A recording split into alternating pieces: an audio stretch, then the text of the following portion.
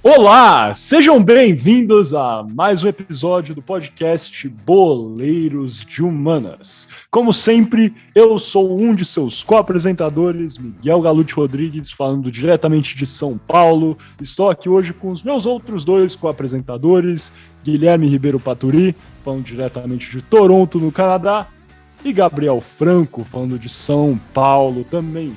Primeiro vamos ao Canadá. Gui, como é que você está se sentindo hoje, cara, nesse dia 26 de outubro? Você me falou que você tá vendo muita abóbora aí no Canadá. O que tá acontecendo, cara? Dia das bruxas, cara. Que resenha é essa? Alô, Miguel, alô, Franco, bom dia, boa tarde, boa noite, caros ouvintes, seja lá de onde você nos estiver escutando nesse mundo mundial. Um prazer enorme estar aqui, como sempre, Miguel, e de fato estamos em outubro, final de outubro, diga-se de passagem, dia das bruxas, dia 31 de outubro, próxima segunda-feira. Mas esse final de semana é o tradicional Halloween, o final de semana do Halloween no Canadá, na América do Norte. No Brasil, imagino também que vocês, caros ouvintes, irão frequentar festas da fantasia, mas aqui temos o agravante de que temos abóboras, aquelas abóboras famosas, você vê nos filmes, aquela laranja, diferentemente no Brasil, onde a tradicional é a cabucha, que chama, que é a abóbora já preta, né? que é negra. É de cor preta. Aqui é a abóbora bem laranjinha, tradicional dos filmes. As pessoas vão para pastos, pastos que eu chamaria isso, acho que sim. Recolher ou escolher abóboras para levar para casa e depois fazer buracos para fazer a cara de uma cara às vezes simpática, às vezes que dá medo e pode ser usado para vários fins, né? Mas essa é a época que estamos aqui na América do Norte, meus caros. Muito bom, cara, muito bom. E acho que Halloween é uma coisa que os brasileiros adotaram agora, novamente, muito pela função aí do nosso publicitário Gabriel Franco, inventaram mais uma coisa para a gente gastar dinheiro. Exatamente. Então, nosso publicitário aí, Gabriel Franco, conte mais, cara, sobre o seu Halloween. Meu Halloween vai ser tranquilo, rapaziada. Eu vou viajar, vou para Ribeirão Preto. Esse final de semana eu vou tomar um chopp no Pinguim. Primeira vez que eu vou para Ribeirão. A passada na Eurobike Arena, ver como é que tá o Pantera, o Botafogo de Ribeirão Preto, que subiu pra Série B, sabia? Caiu pra Série C e subiu de novo. Então, Botafogo de Ribeirão, parabéns aí, a gente não tinha falado faz tempo, nem sei se já estamos aqui o Pantera no Boleiros Humanos, mas se não, toma aí o nosso parabéns, galerinha do Pantera. Na sexta eu tô em Ribeirão para comemorar com vocês. Muito boa noite, Miguel. Muito boa noite, Gui. Gui, espero que você esteja comendo muita abóbora aí em Toronto. E espero que o Miguel beba muito chopp nessa sexta-feira em Ribeirão. Cara, inclusive você agora nos deixou com o trabalho de fazer um episódio sobre os grandes do interior, hein? Que o Botafogo é gigantesco, cara. É verdade. Eu acho Caramba, que... é um bom episódio a se fazer no futuro, episódio. Hein? Tem o Guarani, a Ponte Preta, que é o... Sabe que a Ponte Preta é o segundo time mais velho do Brasil? Sim, tem um time que processou a Ponte. Isso aí, por si só, dá um bom episódio. Agora eu não tô lembrado, eu vou ter que pesquisar aqui rapidamente, mas acho que time mais velho do Brasil é um time do Rio Grande do Sul. Eu não lembro, mas enfim, vai falando aí, Franco, que eu vou pesquisando, cara. Não, e muito ansioso para poder falarmos hoje. Queria também mandar um abraço, boas vibrações para essa sexta-feira. Vai dar tudo certo, o Bahia vai subir. O Bahia vai vencer o jogo e vai subir, vai dar tudo certo. Estarei aqui acompanhando, aflito para o Bahia City, futuramente Bahia City. Gostaria de ressaltar a vocês, né? Preparem os corações, porque o Bahia City vem aí e o bicho vai pegar. Tá vendo? O Bahia é um estado, né? Levantei aqui, ó. É verdade. Será que vai chamar Bahia City? Não vai. Espero que sim, não, vai chamar maravilhoso. Não. Vai manter, vai ser tipo o Troyer, o Lomel, o Lomel Bolívar. Pode ser Bahia State também. Vocês sabiam que o Bolívar é do grupo? Sabia. Não, então, mas é isso que eu tô falando. Eu não sei não se... Enfim, aí daria outro episódio, hein? Mas será que vai Montevideo, virar, Siritor, o quê? Eu acho que não vai mudar. Cadê o Montevideo, Siritor? Desapareceu também esse time aí. Eu acho que o Bahia vai melhorar, com certeza. Vai melhorar. Agora, se vai ser campeão de Libertadores, já não sei. Mas enfim, ó, vi aqui o time mais antigo do Brasil. É o Rio Grande. Quase. Rio Grande, do Rio Grande do Sul também. que foi fundada no dia 19 de julho de 1990. A ponte foi fundada 23 dias depois. É isso, cara. A ponte nunca foi campeã também. Aí é outro título que a ponte perde. Desculpa aí, galera da macaca, mas é verdade. Enfim, a gente pode conversar. Esse é um bom episódio também. Vale a pena ter esse papo depois. Mas hoje, nosso episódio também é muito especial. Nosso 46º episódio aqui do podcast Boleiros Humanas. E, na verdade, vamos falar sobre vários tópicos, não é, Gui? Você que sugeriu, cara, por que você não apresenta ele hoje? Com certeza, porque, claro, como estamos aqui em semana de eleição, decidimos mais uma vez explorar a outra, que já falamos da Copa de 2014, na semana do primeiro turno, e agora na semana do segundo turno vamos falar da outra Copa que o Brasil foi sede, da Copa de 1950, com um desfecho, eu diria que talvez não tão ruim quanto, mas também bastante negativo. E vamos falar também dos anos 50, porque foi um ano muito significativo. Não só tivemos a Copa, mas tivemos a eleição de Getúlio Vargas, democraticamente eleito presidente da República. E antes disso também, claro, tivemos o governo Dutra e o fim do Estado Novo. Então vamos falar de todo esse contexto do final dos anos 40 e o começo de 1950. Falamos da Copa do Mundo e terminamos com a eleição de Getúlio Vargas, antes de entrar no seu terceiro mandato. Vargas foi, é claro, presidente provisório, ditador e presidente da República. Bom, muito bom, cara, muito bom. Agora, então, o Gui já fez a apresentação, acho que não tem mais nada a se declarar. Vamos passando para o nosso primeiro bloco, o kickoff.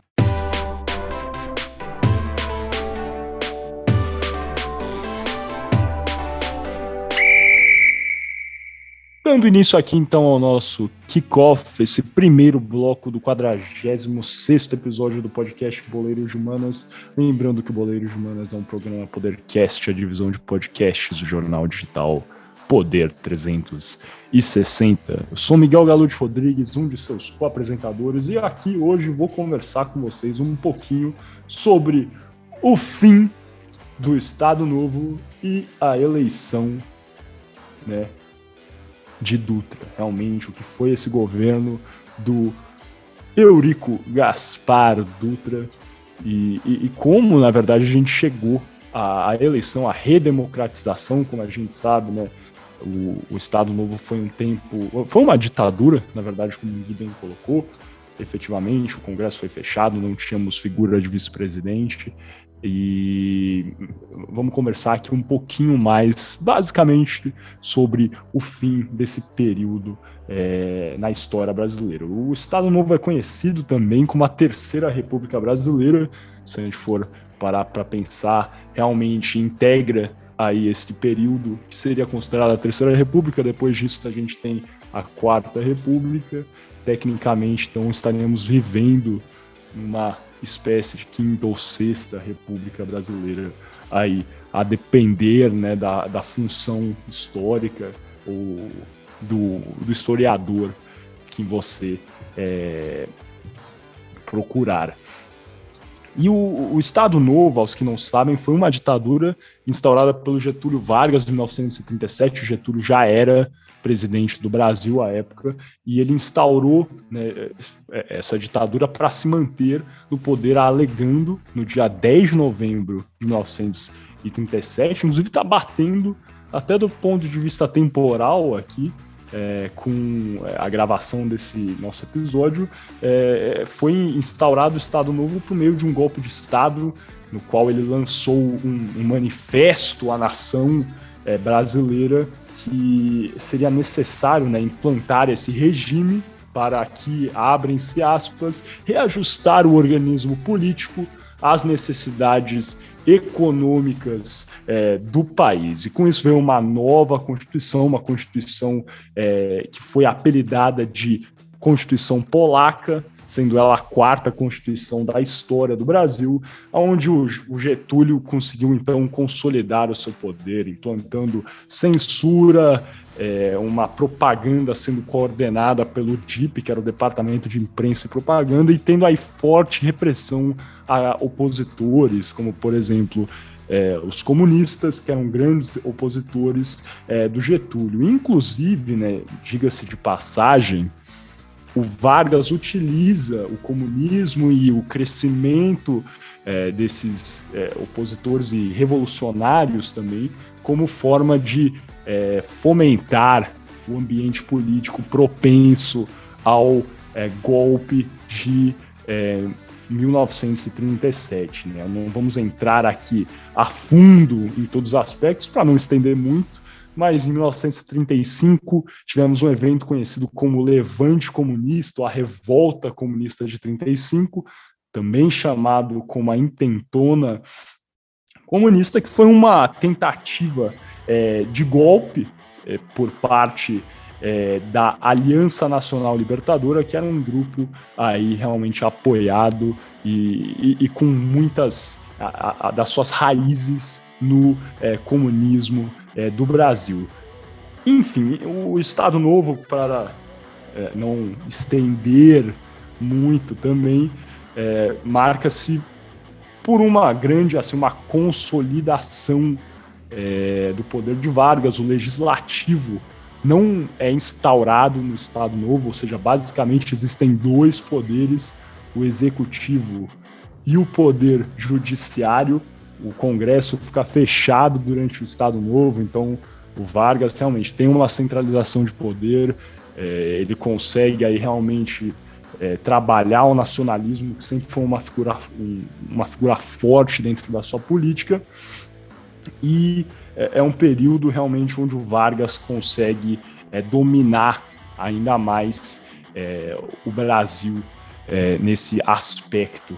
E com isso, aí, rapaziada, se a gente for fazer um episódio sobre o Estado Novo, dá pra gente comentar inúmeras questões. Só eu mencionei o Departamento de Imprensa e Propaganda, o DIP, dá para fazer um episódio falando sobre a participação na Segunda Guerra Mundial, né? Logicamente, aí o Estado Novo ocorre de 37 até 45, então é bem nesse período.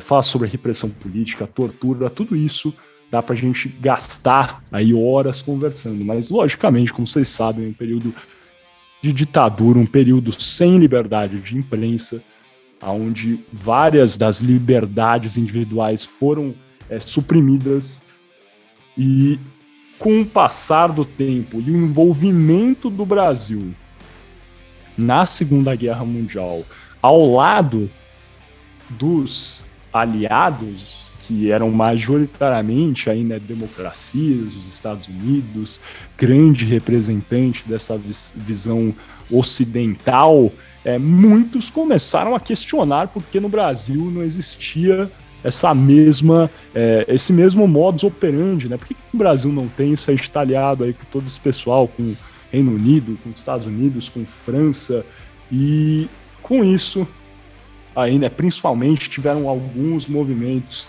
alguns inclusive ex-soldados, né, pracinhas da Força Expedicionária Brasileira, que eram estudantes de direito e participaram, na verdade, na guerra, né, na expedição brasileira à Itália, criaram realmente movimentos de oposição ao governo de Getúlio. Essa passeata, né, essa movimentação ficou conhecida como a passeata do silêncio, aonde esses ex-pracinhas, estudantes de direito, desfilavam aí com mordaças, capas, né, negras, simbolizando realmente, né, a falta de liberdade de expressão. Eles tampavam as bocas realmente para demonstrar que no Brasil não havia liberdade de expressão durante o Estado Novo, e isso aí em 1942, 43. E o próprio Getúlio, em 1942, já estava demonstrando, né, aí o Estado Novo já estava em queda, em declínio, e aqui abrem-se aspas novamente, do próprio Getúlio. Devo confessar que me invade uma tristeza. Grande parte desses elementos que aplaudem esta atitude de romper relações diplomáticas com a Alemanha, alguns poucos que até me caluniam, não são os adversários do regime que fundei.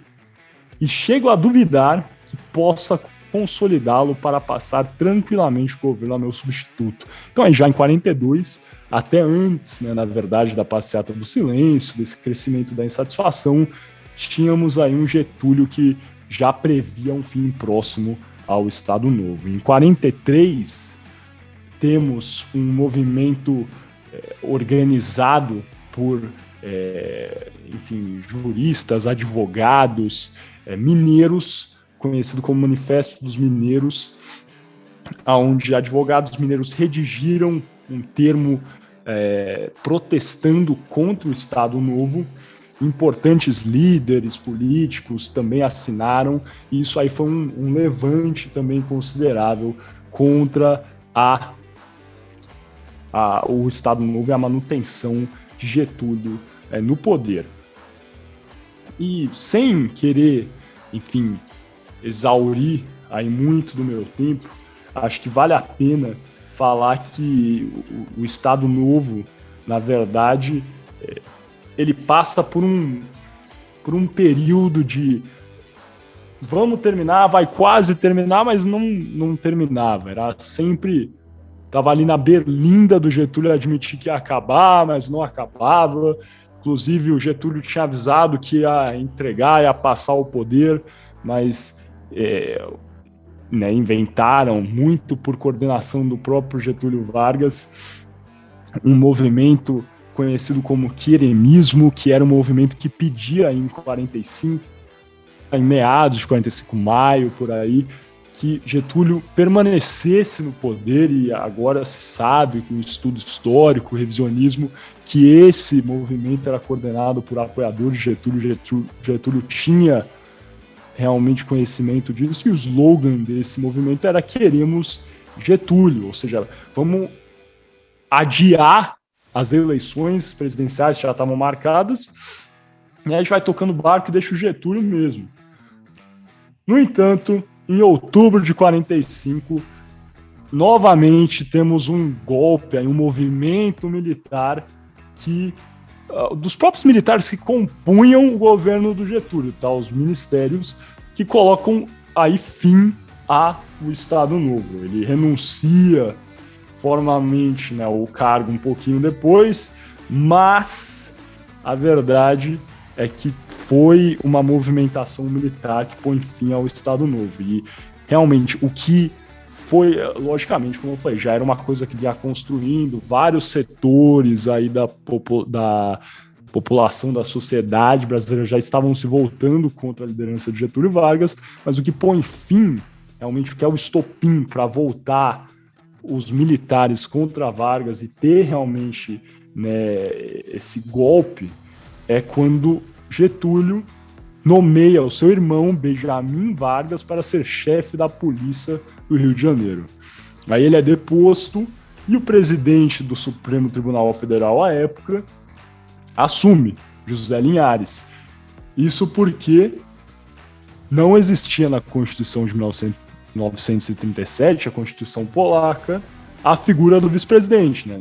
Logicamente, todo o poder era concentrado no Getúlio Vargas. Então, como não existia vice-presidente, o presidente do STF, José Linhares, assumiu e ficou por 3 meses até Eurico Gaspar Dutra assumir, né, ser eleito no dia 2 de dezembro de 1945. E aqui, né, vamos entrar rapidamente, novamente, o que foi esse governo de Dutra. A ditadura, né, em 45 chega ao fim e é substituído por um regime democrático. Dutra foi eleito e o que acontece, eu acho que sempre permeou uma espécie de sombra de Getúlio. É por isso que, como a gente vai ver no futuro, ele acaba voltando ao poder. Mas sem mais delongas, vamos passando rapidamente para entender como é que foi até esse governo. Lógico, sendo eleito, temos que ter uma nova Constituição, a Constituição de 1946, que vem a ser a 5ª Constituição brasileira, que aí, como a última Constituição era bastante restritiva a liberdades individuais, vocês devem imaginar, essa era muito mais aberta. tinham aí princípios liberais que estavam ainda mais em alta época, justamente após o fim da Segunda Guerra Mundial, pensando historicamente, em 46, realmente era uma nova ordem que estava tentando ser instaurada no mundo. Tínhamos aí também, na Constituição de 46, né, a manutenção da República Federativa Presidencialista, o voto secreto e universal para maiores de 18 anos, muito importante, né, isso aí, esse direito também havia sido suprimido durante o Estado Novo, e a divisão do Estado em 3 poderes independentes, coisa que também não tínhamos no Estado Novo, como sabemos, o Legislativo havia sido suprimido, Congresso fechado. Restauração das garantias individuais aos cidadãos, o fim da censura e da pena de morte. Sim, o fim da pena de morte em 46. O que é relevantíssimo, né, logicamente, tendo aí a abertura. A Constituição de 46 ainda assim era conservadora, assim, para parâmetros de hoje, mas comparando a Constituição de 37 é um avanço, ou no mínimo realmente um avanço, acho que essa é a palavra correta, nesse sentido de liberalismo. E o governo de Eurico Gaspar Dutra foi, enfim, como podemos dizer, dentro dos moldes do que podia se esperar à época. Um país dividido, um país com medo, e ainda em larga escala dominado pelo populismo, por movimentos populares. Tínhamos aí realmente o nascimento, o ressurgimento de movimentos trabalhistas e também de grandes forças revolucionárias, ou até mesmo, na verdade não revolucionárias, algumas sim, outras não, comunistas. E nesse aspecto o presidente Eurico Gaspar Dutra talvez permeou entre o que pode ser considerado legal ou não, conforme a Constituição de 46. Por exemplo, o governo adotou medidas repressivas contra a tentativa de reorganização sindical dos trabalhadores. Como se sabe, durante o governo de Getúlio Vargas, ele estabeleceu sindicatos que não conferiam poderes de verdade aos trabalhadores, mantinham os trabalhadores em uma espécie de corda bamba com o Estado, com o governo. O Getúlio ficou conhecido até por alguns historiadores, essa visão, opinião de alguns historiadores, como pai dos pobres e mãe dos ricos. Alguns tendem, né? Getúlio tem essa dualidade, né? Várias pessoas consideram que ele era realmente uma pessoa que conferiu muitos direitos à classe trabalhadora, enquanto outros consideram que o seu governo era extremamente elitista. E o governo de Dutra, então, impediu que essa reorganização sindical dos trabalhadores, proibindo, inclusive, a existência do Movimento Unificador dos Trabalhadores, ou o MUT. Que o MUT, na verdade, havia sido organizado pelos líderes sindicais para a construção aí de um sindicalismo autônomo, livre de qualquer interferência estatal. Como eu falei, os sindicatos, essa organização sindical tinha grave interferência do Estado à época de Getúlio. Temos aí também a proibição, ainda no campo do sindicalismo, das eleições sindicais, e continua essa interferência sindical por todo o mandato de Eurico Gaspar Dutra. Inclusive, durante o governo Dutra, cerca de 200 sindicatos trabalhistas continuaram sob intervenção governamental. E é bem verdade, né, acho que também vale a pena a gente conversar um pouquinho sobre o que foram as obrigações ou os planos econômicos, de desenvolvimentistas de Eurico Gaspar Dutra, porque é verdade, tiveram grandes conquistas também nessa área durante os anos que Dutra permaneceu à frente da presidência brasileira. Dutra estabelece um plano que apresentava um planejamento na área da saúde, da alimentação, do transporte e da energia. Esse plano era conhecido como o Plano SALT e tinha a noção de realmente garantir um avanço em todas essas áreas para que o Brasil continuasse, né, a crescer e, na verdade, voltasse a crescer num ritmo esperado à época. No entanto, com essa fragmentação e essa falta de conversa entre cada uma dessas áreas, saúde, alimentação, transporte e energia, alguns especialistas dizem que esse plano não atingiu o resultado esperado e essa fragmentação acabou comprometendo o potencial que esse plano tinha. Mas ainda assim, acho que é uma opinião forte que o Plano SALT foi essencial também como fator de crescimento e desenvolvimento da economia brasileira. Grandes obras, muitas conquistas, investimento no agro e coisas que fizeram realmente que a política desenvolvimentista, que é uma marca de Vargas, continuasse permeando no planejamento econômico. Então aí é um governo que ainda assim é marcado por uma interferência estatal.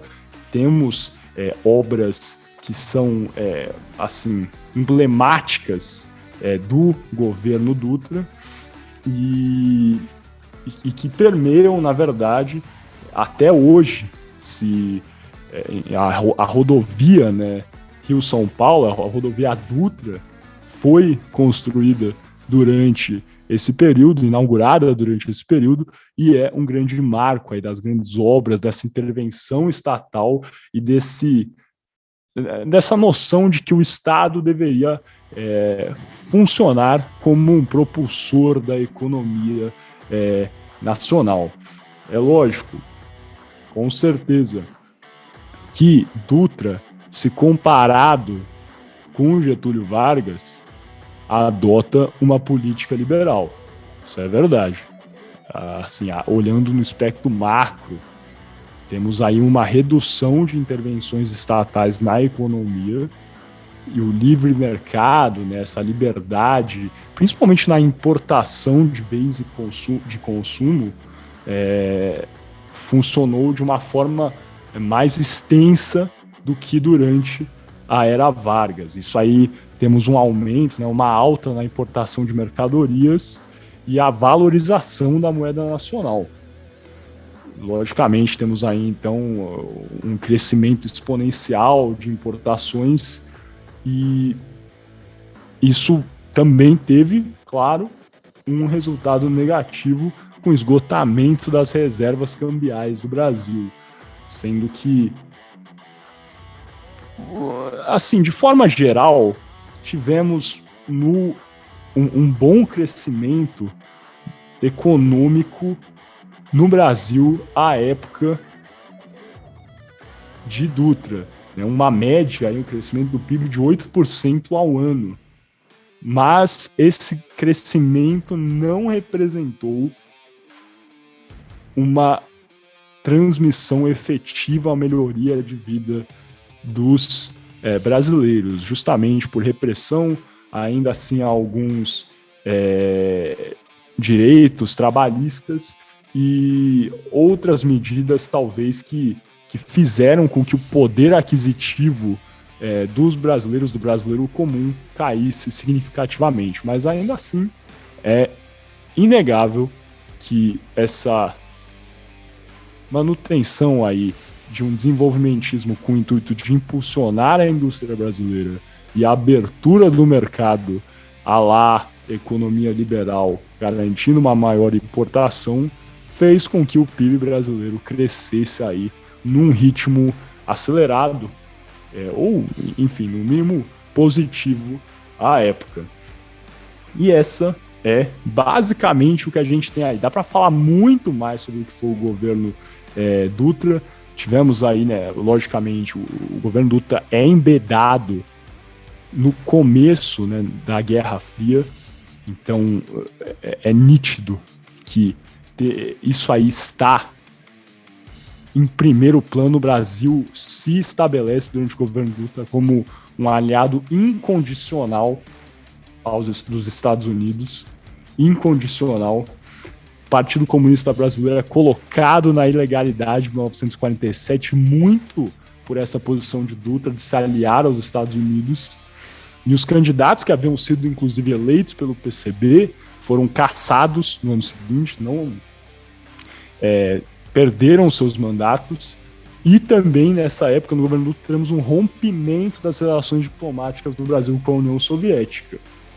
Ou seja, temos aí, logicamente, uma questão muito rica e que o governo Dutra, assim como a era Vargas, a gente consegue gastar horas e horas conversando. Só que eu acho que entender o que foi essa repressão de direitos durante a era Vargas, essa continuação de algumas políticas desenvolvimentistas, a abertura liberal do mercado brasileiro e esse alinhamento com os Estados Unidos em 47, ajuda a entender um pouquinho desse panorama que foi a redemocratização do Brasil e fomenta aí um entendimento para entender por que Getúlio Vargas volta, como o nosso Guilherme Ribeiro Paturi vai apresentar daqui a pouquinho.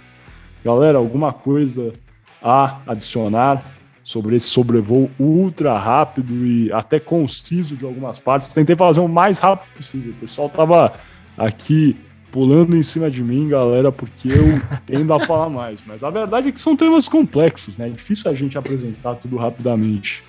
Exatamente, Miguel. Eu só quero entrar com duas anedotas do governo Eurico Gaspar Dutra.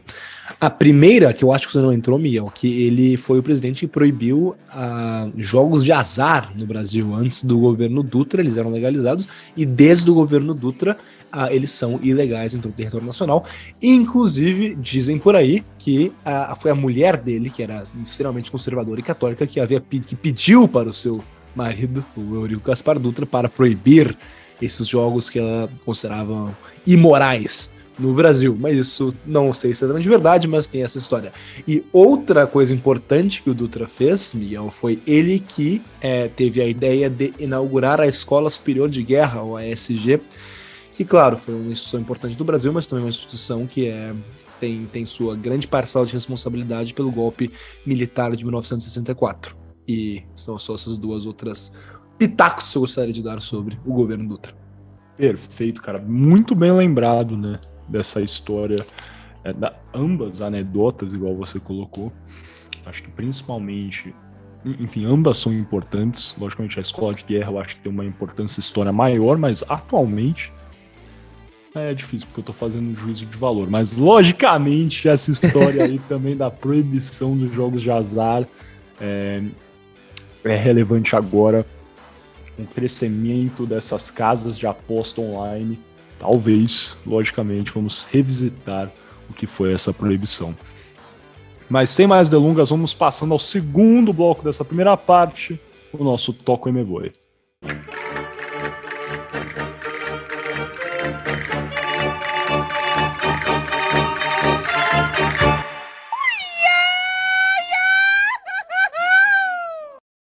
Me chamo Gabriel Franco, como bem já sabem, sejam bem-vindos ao Toco e Me Voe. Antes de começar o Toco e Me Voe, no qual eu vou dar um breve sobrevoo, como sempre falamos aqui, sobre o que foi a Copa de 50, gostaria de lembrar que você está escutando Boleiros de Humanas, que é um podcast da divisão de podcast do jornal digital Poder 360.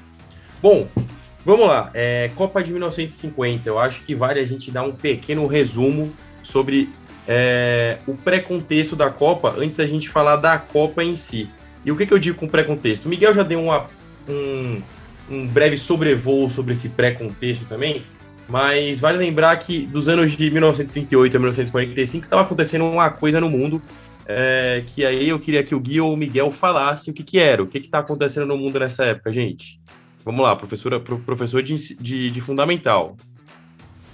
Segunda Guerra Mundial. Mundial. Exatamente.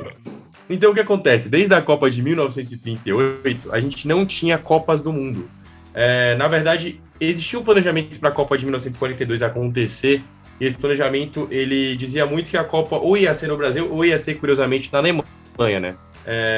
E diferentemente do que fez o Putin, que esperou a Copa acontecer para poder começar a guerra, o Hitler começou a guerra antes de conseguir a Copa. Então, a partir de 1938, a gente fica um período de 12 anos sem Copa do Mundo por conta da Segunda Guerra. O que acontece? Logo depois do encerramento da Copa, as Copas de 42 e 46 haviam sido canceladas, logo após o encerramento da guerra, no caso, em 45, a Federação Internacional de Futebol ela deseja retomar com as competições internacionais nos quais as seleções brigavam pelos títulos de Copa do Mundo, ou a Copa do Mundo da FIFA, hoje em dia conhecida. E o que aconteceu, cara? A guerra, a Segunda Guerra, ela devastou diversos continentes na Europa, como vocês bem sabem, quase a Europa inteira participou da Segunda Guerra. Não só a Europa inteira, mas também ela se esvairiu para países da Ásia, como o Japão, países da América do Norte, como os Estados Unidos, até o Brasil diz que participou da guerra enviando pilotos à Itália, se não estou enganado, né? Mas assim, o continente europeu, é bem verdade, estava devastado no pós-guerra, não só a Alemanha, que a Alemanha recebeu várias sanções internacionais depois do pós-guerra, mas não só a Alemanha, como todos os outros países que participaram da guerra, porque é extremamente desgastante, e a gente consegue ver isso nos dias de hoje, com a iminente guerra ucraniana e russa que está acontecendo no momento, está devastando tanto territórios ucranianos quanto territórios e exércitos russos. Imagina uma guerra que durou 8, 9 anos, que devastou um continente inteiro. Sim, a Europa estava completamente devastada, então muitas federações desses países acreditavam não existir ambiente, não existir clima e nem estrutura para você fazer uma Copa do Mundo nos períodos próximos. Mas é bem verdade que a Federação Internacional de Futebol queria realizar a Copa do Mundo, tanto que em 1945 eles tinham o planejamento de esperar mais 4 anos para poder, em 1949, fazer a Copa do Mundo acontecer. É bem verdade que isso não aconteceu, porque não existiam países dispostos. Eles tiveram muita dificuldade em achar algum país disposto a ceder uma Copa do Mundo. Então, o que aconteceu? O Brasil, que tinha sido um dos países sedes de 1942, e países sedes eu coloco entre aspas porque a Copa não aconteceu, como eu já disse, apresentou exatamente o mesmo projeto. Não foi exatamente o mesmo projeto, com algumas alterações, mas apresentou um projeto para a Federação Internacional de Futebol para poder sediar a Copa de 1949, contanto que ela fosse em 1950. No ato imediato, talvez de desespero, a federação acatou a decisão e, por votação unânime, eles elegeram o Brasil como o próximo país sede da Copa do Mundo, porque o Brasil era o país que estava com a estrutura boa o suficiente, não tinha sido arruinado pela guerra, assim como a maioria dos países europeus, e que estava disposto a realizar essa Copa do Mundo. E apesar desse clima de não celebração pela Europa, a Copa acabou acontecendo em 1950. Então vamos lá, essa proposta do Brasil, ela na verdade era uma proposta para acontecer em alguns estádios que já pré-existiam aqui, e eu vou depois dar eu vou descrever linha a linha dos estádios. Eu acho que vale a gente só dar um sobrevoo sobre o que foi a Copa antes desse linha a linha de estádio, linha a linha de etapas da Copa. Então vamos lá, a gente teve 13 participantes na Copa de 1950, pera lá, 13? 13, por quê? O número certo são 16. Mas sim, a gente teve 13 por conta da existência de 3 países durante o acontecimento da Copa. Como é da existência, esses países eles figuram fora da lista dos 16 comuns, e aí a gente acaba acumulando 13 países como países participantes da Copa, 12 mais o Brasil. O período da organização da Copa, ela aconteceu do dia 24 de junho ao dia 16 de julho, teve 88 gols em seu total, em 22 partidas, totalizando na matemática fácil, com uma média de 4 gols por partida. O campeão, como todos já sabem, infelizmente, foi o Uruguai. O Uruguai ganhou este título para cima do nosso todo-poderoso e querido Brasil, num jogo no qual o Uruguai marcou após os 80 minutos e uma falha do nosso querido e saudoso Barbosa. Bom, Aí alguns números, a maior goleada foi Uruguai 8-0, que foi a partida que aconteceu no dia 2 de julho pelo Grupo 4. E, curiosamente, o melhor ataque da fase inicial foi o do Uruguai com gols. Aí, matemática, o Uruguai fez 8 gols em uma partida só e teve o melhor ataque da fase inicial. Por quê? Porque só teve um jogo no grupo dele. Isso que as outras 3 seleções que estavam no grupo desistiram da Copa e o grupo 4 ficou com Uruguai e Bolívia no mesmo grupo. Apenas os dois. Mas, bom, vamos lá. Apenas algumas curiosidades. O Ademir de Menezes foi o melhor marcador da Copa, o artilheiro da Copa, com 9 gols. Terceiro colocado a Suécia, quarto colocado a Espanha. E o que a gente tem? A gente tem, dentro dessa Copa, um cenário bem curioso. O Brasil, ele já tinha os estádios prontos nessa época. O brasileiro já era muito apaixonado por futebol, nunca tinha verdade, não venceu. Era um apaixonal. Então, como eu já bem disse, o Brasil foi escolhido com unanimidade na época, porque ele tinha uma infraestrutura das melhores no quesito estádios de futebol, o que era um exemplo para todo mundo mesmo devastado, o Brasil ainda sentiu uma infraestrutura muito positiva. Mas essa atribuição também pode se dar ao governo, a situação da administração do governo do Getúlio, que foi exatamente o que o Miguel falou. O Getúlio, ele vinculava o esporte à educação. Então, o esporte e a educação, o esporte, na verdade, era uma extensão da educação, era como se fosse um braço da educação. Então, essa era uma das fontes de alto investimento do governo do Getúlio, por isso que o Brasil era um país com infraestrutura esportiva e futebolística tão boa. Mas então, vamos lá. A CBF, ela não colocou empecilhos à época para poder essa competição acontecer e a FIFA adiar um ano, ou seja, de 49 para 50. Porque o Brasil, ele tinha um plano para poder entregar os estádios que seriam os da Copa. Que apesar de já termos os estádios prontos, a gente precisava de um modelo de modernização para poder entregar os estádios padrão FIFA. E não é como era hoje, né? Que hoje em dia a gente vê que os túneis, eles são túneis vinculados para a entrada dos jogadores, mas lógico que tinha algumas modernizações padrões FIFA que o Brasil precisava adequar, e na época ele adequou. Então vamos lá. Tinha algumas regras que o Brasil teve que adequar, por exemplo, 20 mil torcedores mínimos no jogo, e aí a gente chega até a um número de torcedores médios do Brasil. Se eu não me engano, a gente teve a assistência média da Copa, foi de 44 mil torcedores por partida, ou seja, com 22 partidas dá por volta de 1 milhão e 43 espectadores, se a gente fizer a matemática rápida. E alguns estádios importantes foram utilizados nessa época na Copa. E eu acho legal a gente falar sobre eles, porque a gente já falou sobre alguns deles em outros episódios do Boleiro de Humanas. Gostaria primeiro de falar sobre o estádio Raimundo Sampaio, o saudoso estádio do nosso querido amigo Gui, a Arena Independência. A Arena Independência, ela pertencia a quem? Ao 7 de quê? 7 de setembro, já foi uma das perguntas do Boleiro de Humanas aqui. E na época a assistência dela era para 30 mil pessoas. O estádio Durival Brito e Silva, conhecido como Vila Capanema, também é o estádio que ele tinha capacidade para 10 mil pessoas, recebeu 2 jogos, ou seja, ele recebeu com a capacidade menor do que era o padrão FIFA. Porto Alegre, o estádio dos Eucaliptos. Os Eucaliptos, na verdade, eles eram o estádio do Internacional, ou seja, para quem está acostumado a ver o Internacional jogar no Beira-Rio, na verdade, acompanhava a época o Internacional jogando no estádio dos Eucaliptos. Eu estou com dificuldade para falar Eucaliptos, é um trava-língua, mas esse estádio ele dava para 20 mil pessoas como capacidade.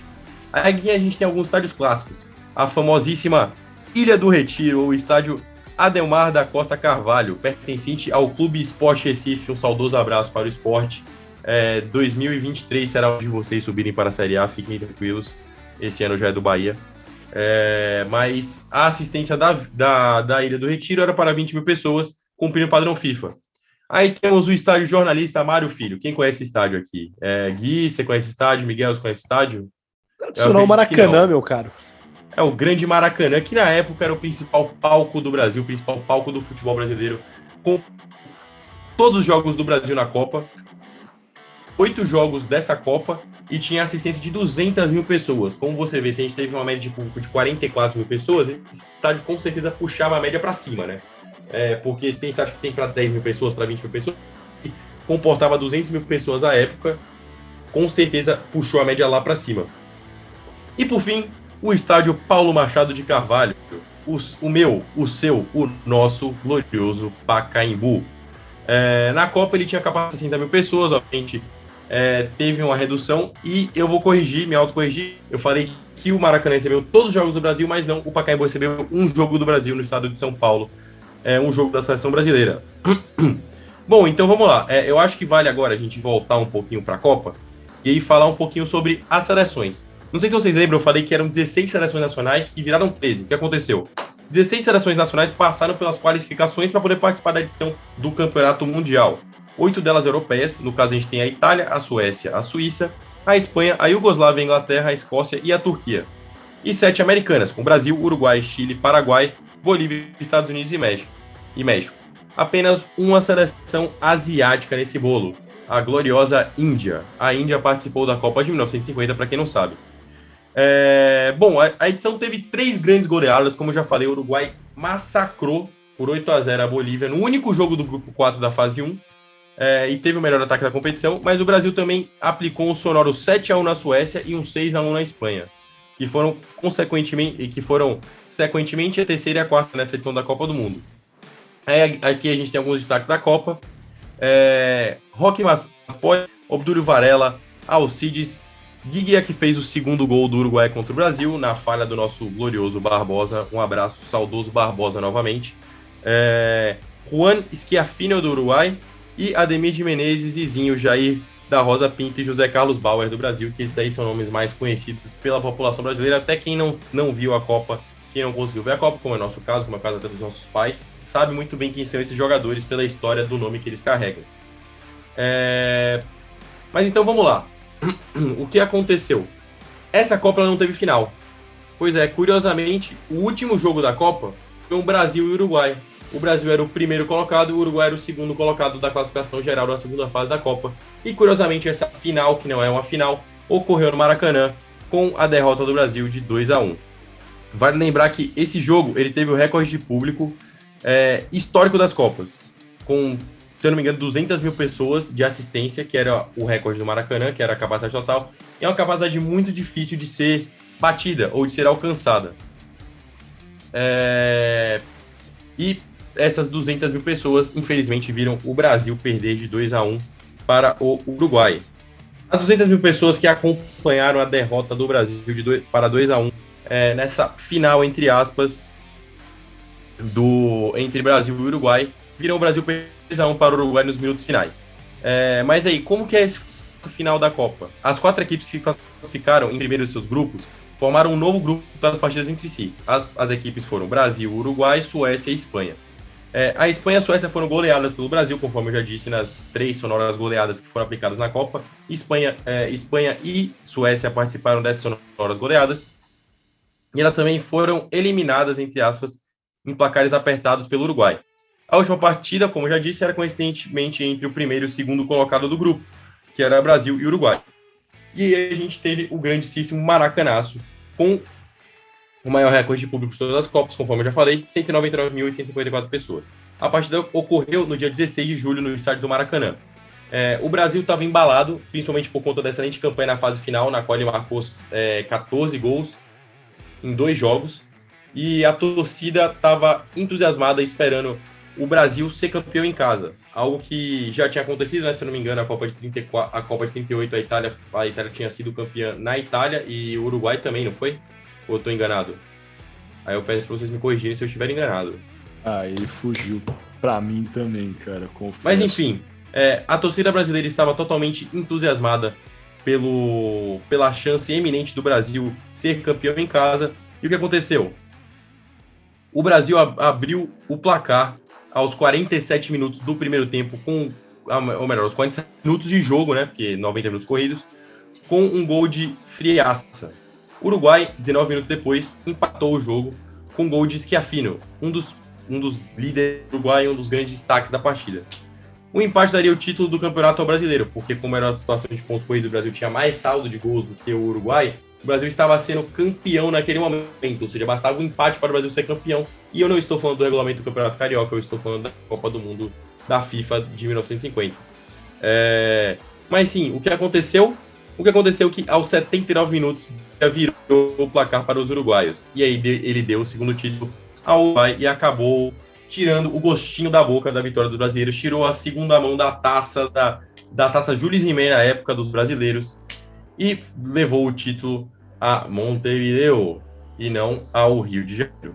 Gostaria de fazer uma pergunta, então, nesse bloco aqui, tanto para o Gui quanto para o Miguel. Vocês acham que o Maracanaço ele foi um feito muito pior do que o Mineiraço?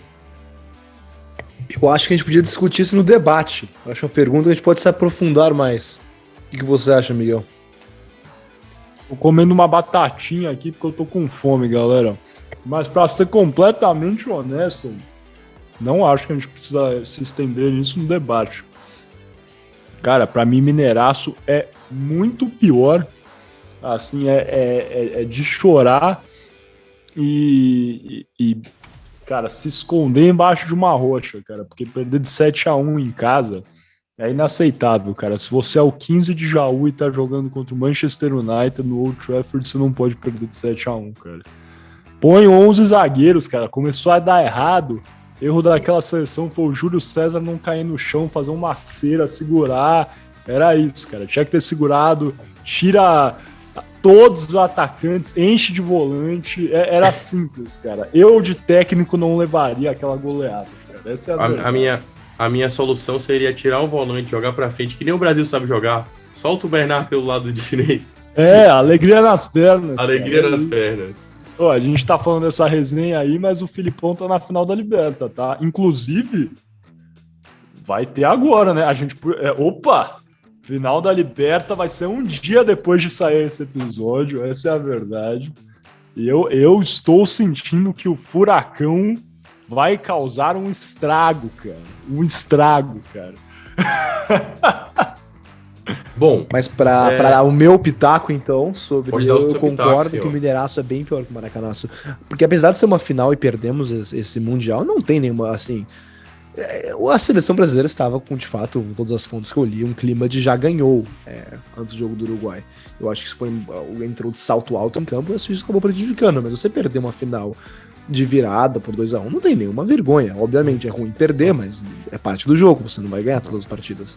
Agora, como o Miguel bem falou, perder de 7-1, sendo anfitrião numa semifinal, sendo a maior goleada da história das Copas, é um absurdo, é horrível. Isso vai sempre estar no livro de história. Se o Brasil tivesse perdido de 3-0 na Alemanha, seria chato, mas não estaria nos livros de história para sempre, como foi o 7-1. Inclusive, acaba que, bem, talvez não para os alemães, não, até para os alemães, acaba que esse jogo, essa semifinal, o 7-1, foi mais importante que a final. Você lembra muito mais do 7-1 do que você lembra do gol do Mário Götze na prorrogação. E eu acho que eu discordo com o Miguel, que eu acho que o erro foi levar o Júlio César para a Copa.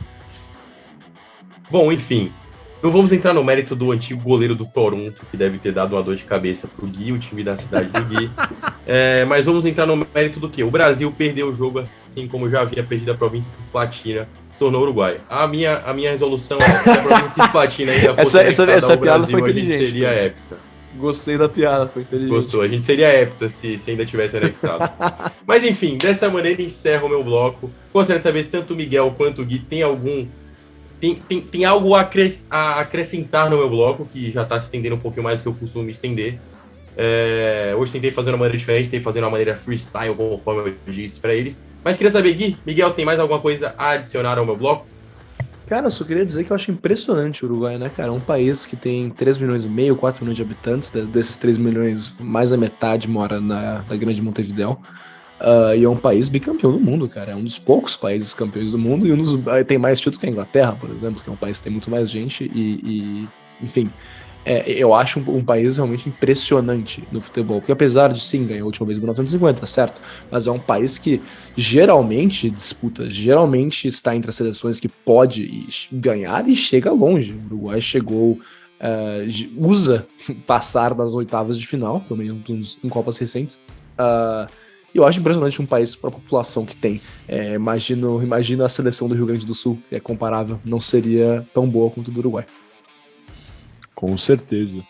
Realmente, tem documentários sobre isso, tem estudos sobre o que seria a charrúa, que é um sentido de garra, de raça uruguaio, que isso permeia em todos os jogadores, desde jovens no juvenil. Você pega um uruguaio, acho que, cara, você vê os uruguaios que jogam no Brasil até podem não ser necessariamente os caras mais técnicos, alguns até são, né, o Arrascaeta, mas mesmo o Arrascaeta, todos eles têm um espírito, um rendimento muito bom, cara, porque eu acho que é parte da cultura futebolística do país se doar ao máximo pelo time. Você vê os caras voltando, não correm sem parar, se doam e fazem uma... O cara, igual eu falei, não acho que sejam os melhores jogadores em termos de técnica, mas em termos de raça, se não forem os melhores, estão ali no top 5, top 3 com certeza. Acho que isso explica muito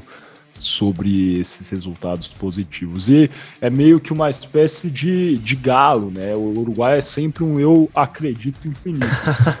Periga para não ir para a Copa, sempre, várias vezes, 2014, 2010, jogou repescagem contra time da Oceania, acho que jogou contra a Jordânia, não me recordo, enfim. E acaba passando, vai pra Copa e daí chega nas quartas de final, nas semifinais na Copa da África do Sul, né? Então, assim, realmente é um caso a ser estudado dentro do mundo do futebol. Com certeza. Isso, só fazer uma correção, Miguel, que eu falei que o Rio Grande do Sul tem uma população comparável ao do Uruguai, isso é completamente errado. O Rio Grande do Sul tem mais de 11 milhões de habitantes e o Uruguai tem 3,5 milhões. Então acho que isso, inclusive, adiciona mais ao que eu falei antes. Claro, loucura. Cara. Imagina fazer uma seleção do Rio Grande do Sul, não seria É uma seleção do DF, né, na verdade. É uma seleção do Distrito Federal. E assim, o Kaká nasceu no Distrito Federal, acho que talvez seja o jogador mais famoso. O Lúcio, zagueiro Lúcio, cara. Hendrick do Palmeiras. O Hendrick é do Distrito Federal. Inclusive, conheci um cara que conheceu o Hendrick. Não posso revelar qual time do Hendrick, mas eu posso falar que ele está na final da Libertadores. E meu último comentário é que o Uruguai também, como você está falando desses jogadores, o Diego Forlan foi o melhor jogador da Copa de 2010. Isso é impressionante. Claro. Apesar de ser uma semifinal, enfim. Que país é o Uruguai? E mereceu ganhar a Copa de 50, essa é a verdade aqui. Caramba, cara, que falta de patriotismo do Guilherme Ribeiro Platoli, cara. Bom, a Brasil tinha por mim, o Brasil, cara, era Enia, Deca, cara, era o maior, tinha ganhado todas as Copas. Não existe pra mim. Não tô entendendo essa. A melhor solução de todas é a URSAL, porque a URSAL anexa todos os países da América do Sul. Cara, você tá falando isso antes das eleições, é perigoso, tá? Tá bom.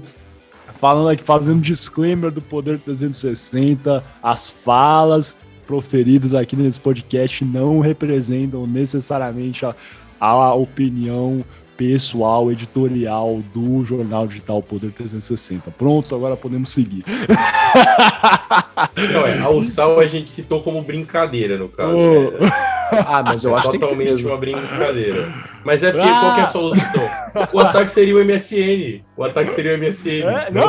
Mas não... Cara, a URSAL, enfim, não é nem a URSAL, mas também, cara, só se o Brasil não tivesse, né, se Dom Pedro não tivesse permitido que a Cisplatina se tornasse o Uruguai, o Brasil já seria heptacampeão, não precisava nem ter, enfim, a Argentina, que a gente já tinha aí um ataque com o Suárez, cara, essa é a verdade. Resolvia pra sempre o problema de falta de centroavante.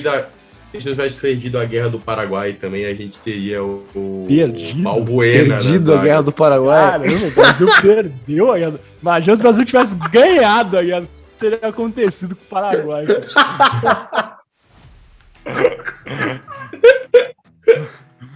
Caramba, é uma visão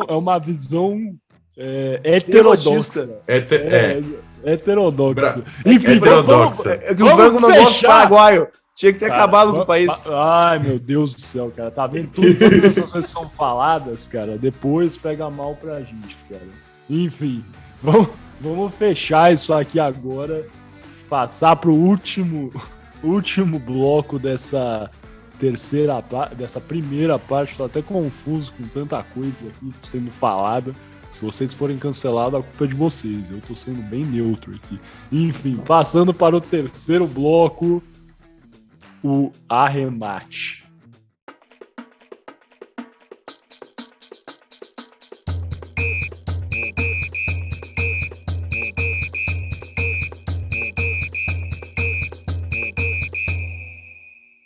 Então, entramos aqui no nosso terceiro e último bloco da primeira parte, nosso arremate. Lembrando sempre que você está ouvindo o podcast Boleiros de Humanas, um programa Podercast, a divisão de podcast, jornal digital Poder 360. E agora, nesse bloco, meus caros, após falar da fatídica Copa de 1950, vamos entrar no que aconteceu no mesmo ano, que foram somente as segundas eleições democráticas no Brasil após a ditadura do Estado Novo, como o Miguel bem falou no primeiro bloco. E para entender nesse contexto da nova democracia no Brasil, é importante entender os principais partidos à época. E como esses principais partidos não tinham figuras nacionalmente conhecidas para lançar a presidência. E o primeiro dos principais partidos à época era o Partido Social Democrata, PSD, que não tem nada a ver com o atual PSD, partido do Kassab, e a União Democrática Nacional, a famosa conhecida como UDN, que era o partido de extrema-direita à época.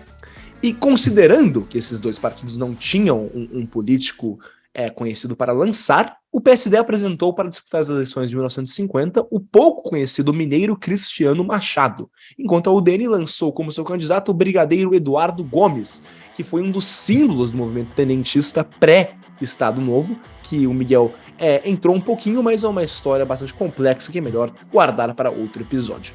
Mas então, nesse vazio que tinha, que existia com a falta de grandes e fortes lideranças políticas de âmbito nacional, surgiu mais uma vez Getúlio Vargas como principal candidato ao pleito de 1950, porque ele tinha uma imagem consolidada de um líder carismático e defensor dos direitos dos trabalhadores. Ele também, claro, por ter sido uma figura muito patriarcal no Brasil durante a ditadura do Estado Novo, tendo um culto de personalidade em volta do Vargas, ele era nacionalmente conhecido. Então ele se lançou à presidência pela legenda que ele havia criado 5 anos atrás, em 1945, o Partido Trabalhista Brasileiro, ou o PTB. E antes de continuar, um breve parênteses aqui, né? Porque após a barbaridade que vimos no domingo, dia 23 de outubro, com o ex-deputado federal Roberto Jefferson disparando contra policiais federais, é importante ressaltar aqui, fazendo um disclaimer, que o partido homônimo de Roberto Jefferson, o PTB, não tem nada a ver com o PTB histórico de Getúlio Vargas, ok? Dito isso, voltamos aqui para 1950. Porque o Vargas, ele começou uma forte campanha pelo Brasil. Aproveitando a sua base de apoio entre interesses populares e sindicais, ele rapidamente se tornou o favorito para vencer as eleições. Mas não só isso. Getúlio Vargas, como era nacionalmente conhecido, ele tinha o poder de barganha para fazer alianças com lideranças do PSD, algo que impulsionou a sua candidatura, enquanto prejudicava a do candidato oficial do Partido Social Democrata, o Cristiano Machado. Isso é similar ao que aconteceu nas eleições de 2022, com alguns, por exemplo, políticos do MDB resolverem apoiar Luiz Inácio Lula da Silva já no primeiro turno, apesar do MDB ter a sua candidata própria, a Simone Tebet. Agora, interessantemente, né, a única figura que de fato tinha popularidade e capital político para, de certa forma, bater de frente com Getúlio Vargas nas eleições de 1950, não era um candidato à presidência, mas sim o governador de São Paulo, Adhemar de Barros. E temendo que Barros apoiasse Cristiano Machado e Eduardo Gomes, algo que poderia ser muito prejudicial para a sua campanha, Getúlio tratou de fazer um pacto com Adhemar de Barros. E o Barros aceitou apoiar Getúlio com uma condição, que Vargas prometesse que o apoiaria nas eleições nacionais, nas próximas eleições nacionais, em 1955, algo que Vargas aceitou. Mas como Getúlio se suicidou antes das eleições de 55, ele nunca teve que honrar esse compromisso. Como sabemos, Adhemar de Barros foi derrotado no pleito de 1955 pelo presidente Sorriso Juscelino Kubitschek. Agora, no dia 3 de outubro de 1950, os brasileiros enfim foram às urnas. E os resultados foram os seguintes. Em primeiro lugar, Getúlio Vargas do PTB, com 3.849.040 votos, uma porcentagem de 48,73%. Em segundo lugar, Eduardo Gomes da UDN, com 2.342.384 votos, uma porcentagem de 29,66% dos votos. E em terceiro lugar, tivemos Cristiano Machado do PSD, com 1.697.173 votos, ou uma porcentagem de 21,49%. E assim, Vargas foi eleito presidente da República democraticamente com uma considerável e confortável margem. Mas agora vocês talvez estejam se perguntando, mas Gui, como Vargas foi eleito no primeiro turno sem ter 50% mais um dos votos válidos? Lembrando, Vargas teve 48,73% dos votos válidos. E a resposta para essa pergunta é simples, meus caros. De acordo com a Constituição de 1946, como Miguel descreveu há pouco, o candidato com mais votos absolutos era eleito presidente da República, sem necessidade de um segundo turno.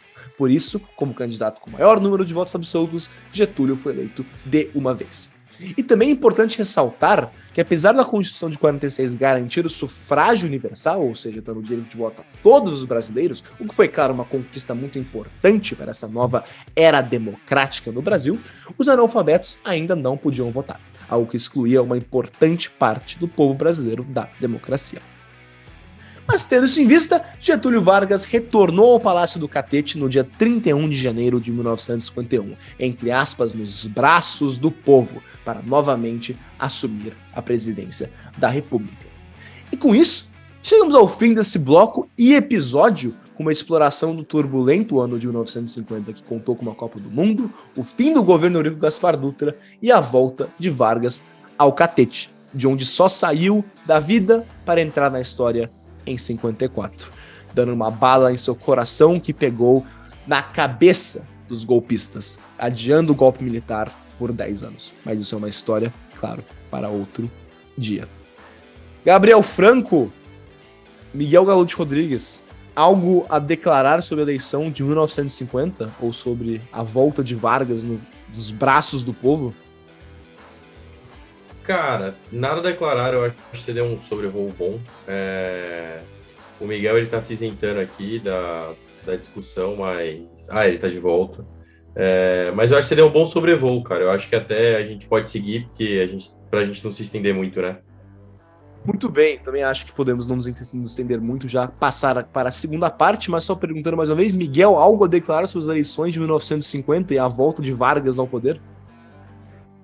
Cara, não vamos nos estender. Tem muita coisa que dá pra declarar, tá, galera? Então vou fazer aquela ressalva de sempre.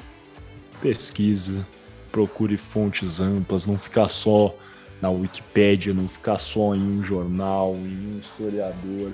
Muita literatura, filme, peça de teatro, livro sobre esse período eleitoral. Então tudo que a gente falou aqui vale a pena dar uma olhada.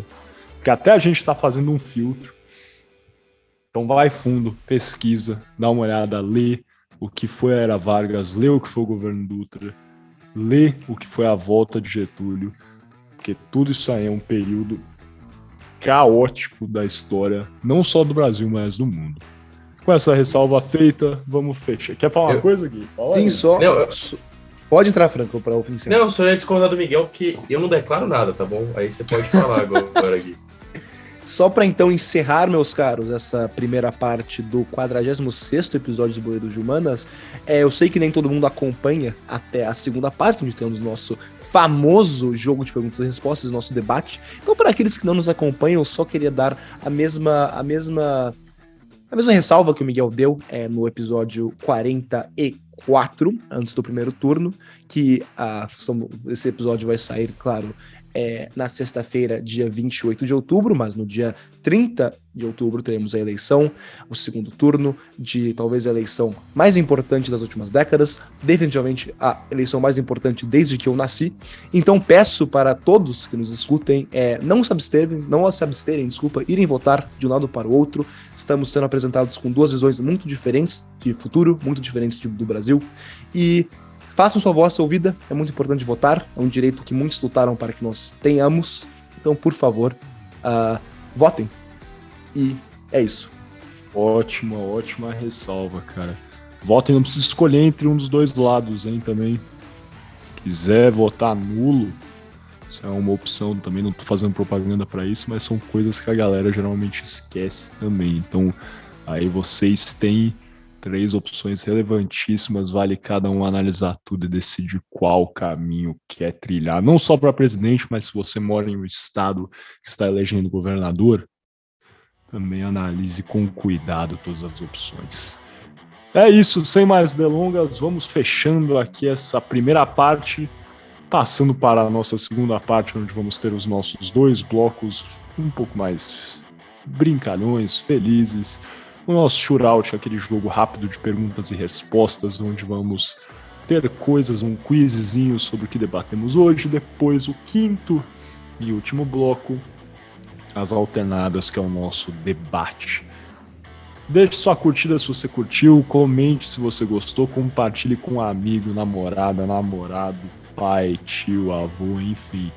É muito bom crescer junto com vocês, galera. Conto com todos. Se você está ouvindo no Spotify, Apple Podcasts, clica aí em cima, embaixo, do lado. Se está vendo no YouTube, deixa o vídeo rolar. A gente volta daqui a pouquinho.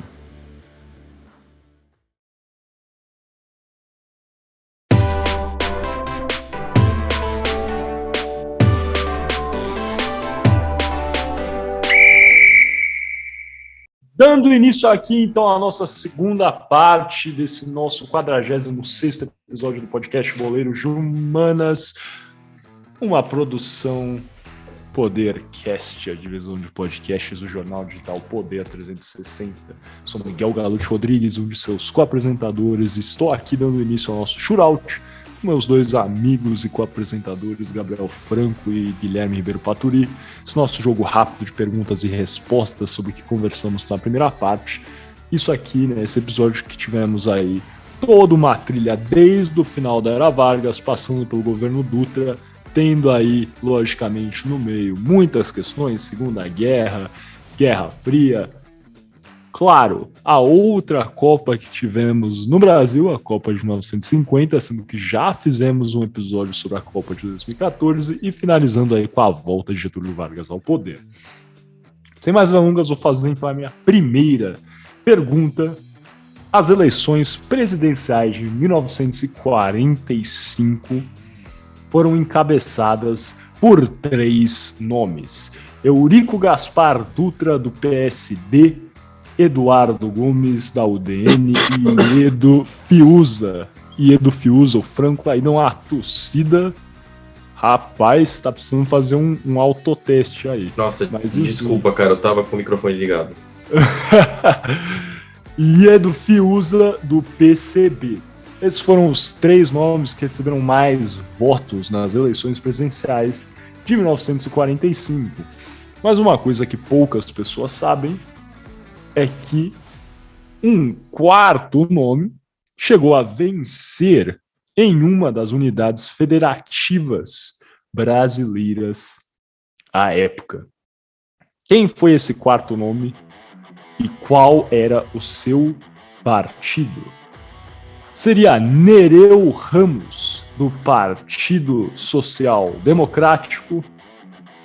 Seria Luiz Carlos Prestes, do PTB? Ou seria, no caso, Mário Rolim Teles, do Partido Agrário Nacional?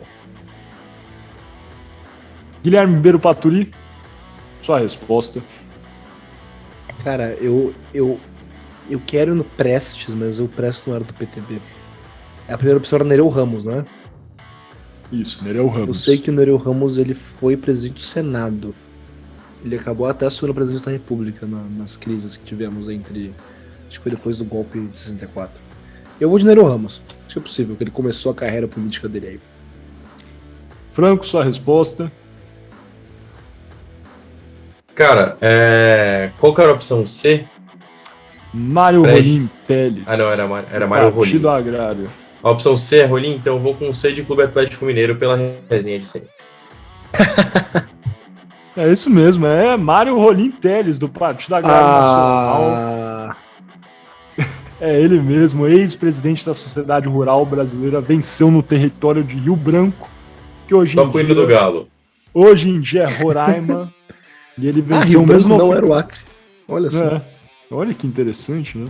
Mas enfim, ele ficou aí, ganhou uma das unidades federativas, mesmo sem ter ficado no top 3. Então a resposta é C. Realmente, Rolim Teles do Partido Agrário Nacional. A minha pergunta, meus caros, Vai lá. eu já vou fazer. Eu mandei pra vocês, mas não é essa que eu vou fazer. Eu mandei essa pra deixar vocês curiosos, né? Pra deixar roubar, se eu quisesse roubar. A minha pergunta é mais difícil do que essa. Era um bait, cara. A minha pergunta de verdade é a seguinte, meus caros. Porque até o fim dessa experiência democrática, né, que tivemos de 1945 até o golpe militar de 64, o vice-presidente da República não era eleito como presidente, ou seja, você votava para presidente e para vice-presidente separadamente. Já sabemos que Getúlio Vargas ganhou a eleição de 1950, mas quem foi que foi eleito vice-presidente? Seria ele a opção A, do PSP, Café Filho? Seria ele, opção B, Odilson Braga, da UDM? Ou seria ele, opção C, Altino Arantes, do PSD? Passo essa bola para Miguel Galute Rodrigues. Quem foi o vice-presidente eleito de 1950? Eu acho que foi Café Filho. Ok, resposta final de Miguel Café Filho. Gabriel Franco, qual foi o vice-presidente eleito de 1950? Eu vou de Café Filho também. Eu tenho uma mera recordação da aula de história do ensino médio. Eu acho que é Café Filho. Os dois são muito bem estudados, correto, Café Filho. E uma anedota do Café Filho, uma vez ele claro, assumiu a presidência da República após a morte de Getúlio Vargas, pelo vice, e ele não estava bem com o Juscelino Kubitschek, até que uma vez perguntaram ao JK, o que você acha do café? E o JK respondeu a seguinte aspa, qual? A planta ou o animal? Bom, vamos lá. A minha pergunta relaciona um pouco com o que eu falei no conteúdo, mas não tinha resposta lá. Eu quero ver se vocês sabem a resposta. O estádio Vila Capanema é a casa do saudoso Paraná, a nossa querida Gralha. O time azul e vermelho que disputou recentemente a Série D é detentor do estádio Vila Capanema. Mas na época que foi disputada a Copa do Mundo, o estádio não era do Paraná Clube. Na verdade era, mas o Paraná Clube tinha outro nome. Qual o antigo nome do Paraná Clube, ou seja, qual o antigo nome do detentor deste estádio? Letra A, Clube de Atletas do Paraná. Letra B, Esporte Clube dos Pinheiros. Letra C, Colorado Esporte Clube. Ou letra D, Clube Atlético Ferroviário?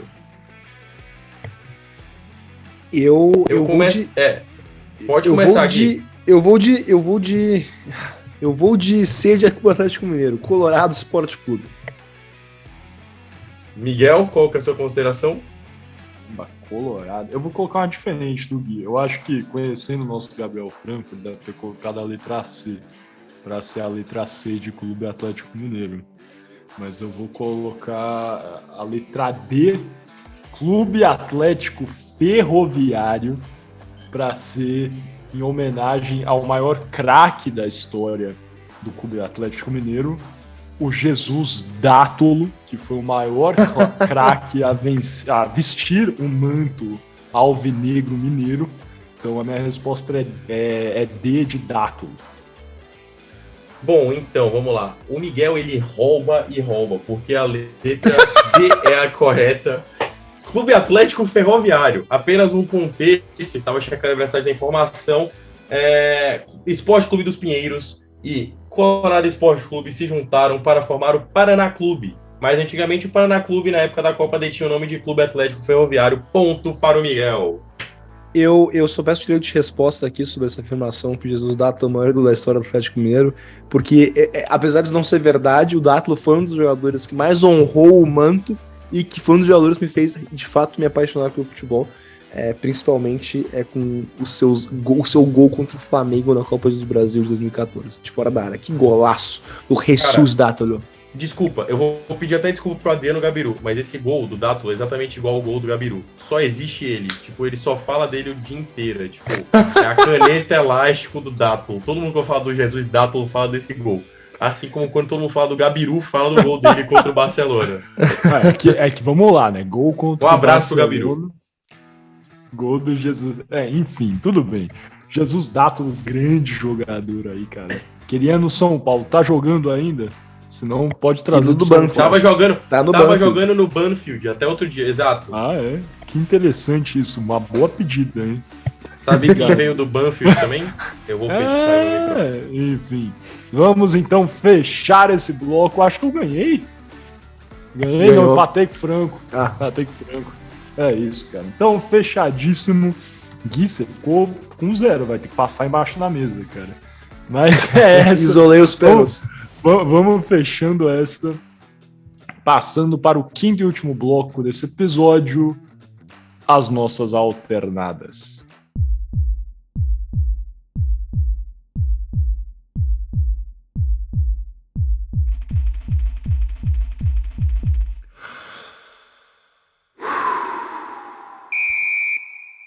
Dando início aqui, então, ao nosso quinto e último bloco desse 46º episódio do podcast Boleiros de Humanas. Sou Miguel Galo de Rodrigues, um de seus co-apresentadores, junto com Gabriel Franco e também Guilherme Ribeiro Paturi. Dando início aqui às nossas alternadas, esse nosso debate, a pergunta é simples. Vimos aqui que no passado as eleições para vice-presidentes eram separadas dos pleitos para presidentes. Hoje em dia, como sabemos, o eleitor vota em uma chapa. Por exemplo, considerando a eleição agora de 2022, temos a chapa de Bolsonaro e Braga Neto buscando a reeleição e a chapa de Lula e Geraldo Alckmin. Em 1945, este não foi o caso, tivemos aí a eleição de Eurico Gaspar Dutra, que era do PDS, e Café Filho, que era do PSP. Aí uma eleição que não era casada, entre aspas, né? Não era uma chapa. E vários outros casos emblemáticos até. Talvez o mais emblemático dessa época é a eleição de Jânio Quadros e de Jango, João Goulart, como seu vice-presidente. Enfim, dois candidatos que não tinham aí uma grande ligação entre suas políticas públicas. Nesse caso, vamos entrar. Vocês acreditam que qual sistema é mais justo e adequado para a democracia brasileira? O sistema atual, onde elegemos uma chapa, ou o sistema anterior, no qual os eleitores votavam de forma separada em presidente e vice-presidente? Gui, sua opinião? Olha, eu acho que, assim... Aqui a pergunta é se é mais justo, né, Miguel? Eu acho que... É complexa a questão de ser justo ou não, né? Porque eu acho melhor para a democracia o sistema atual, em que você vota casado com o presidente e vice-presidente da República. E por que eu digo isso? Porque, historicamente, quando tínhamos o vice-presidente eleito à parte, nessa primeira experiência democrática entre 1945 e 1964, vários dos problemas da época, várias das crises políticas aconteceram pelo vice-presidente não ser do mesmo partido do presidente da República.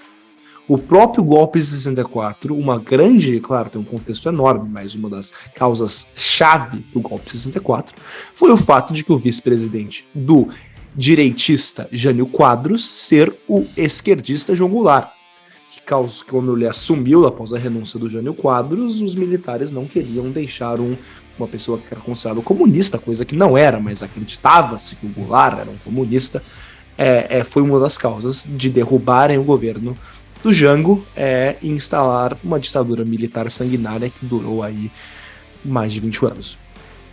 Agora, por outro lado, eu entendo a frustração de você estar elegendo para um cargo público alguém que você talvez não esteja votando diretamente. Mas eu acho que também o Brasil, apesar... Vou falar algo aqui meio polêmico, mas vocês me dizem o que vocês acham.